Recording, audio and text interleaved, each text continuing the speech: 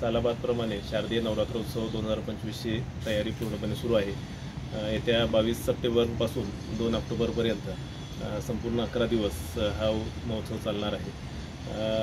महालक्ष्मी अंबाबाई मंदिरातील स्वच्छतेच्या आणि रंगरंगोटीच्या कामाला अंतिम स्वरूप येत आहे। त्याचबरोबर आपण भाविकांच्या दृष्टीनं दर्शन रांग कशी राहील, त्यामध्ये पाण्याची सोय, आरोग्याची सोय अशा विविध सोयींची व्यवस्थित नियोजन पाहणी करत आहे। त्याचबरोबर आपल्या मंदिरातून 3 वेळा आई अंबाबाईची पालखी बाहेर पडते।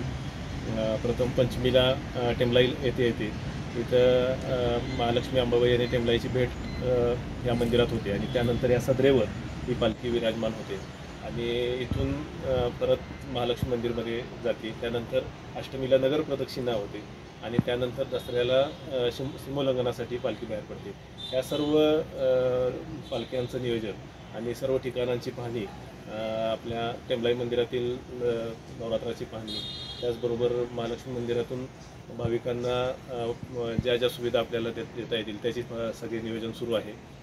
ह्यावेळी आपण पहिल्यांदाच AI चा चांगल्या पद्धतीनं वापर करण्याचं ठरवले।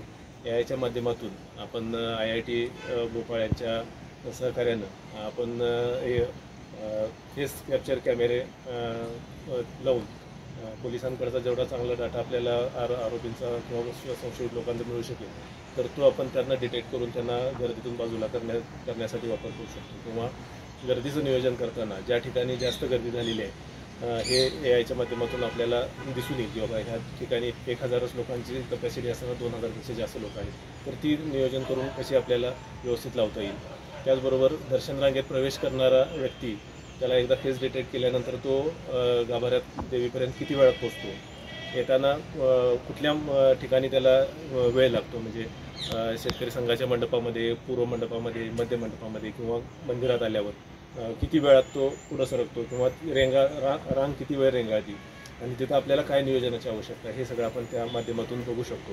आणि हा चांगला वापर आपण षष्टीच्या यात्रेत ज्योतिबा केला होता, त्यामुळे आपण आता नवरात्र उत्सवामध्ये प्रयोग करून लोकांना जास्तीत जास्त व्यवस्थित दर्शन सुविधा कशी देता येईल यासाठी प्रयत्नशील आहे। ज्योतिबा मंदिरातील नवरात्रोत्सवाची सुरुवात सोमवारी पाकाळणीनं होते आणि पाकाळणीला मंदिर स्वच्छ झाल्यानंतर मंदिरातील सर्व विधी उपचार होऊन 22 तारखेला नवरात्राची सुरुवात तिथेसुद्धा होणार आहे।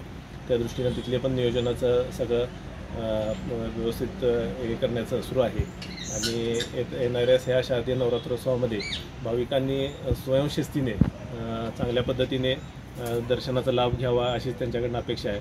प्लॅस्टिकचा वापर शक्यतो टाळावा, आपण मंदिरामध्ये प्लॅस्टिकला बंदी घातलेली आहे, त्यामुळं भाविकांना आवाहन करतो की आपण मंदिराकडे येताना प्लॅस्टिकचा वापर टाळावा।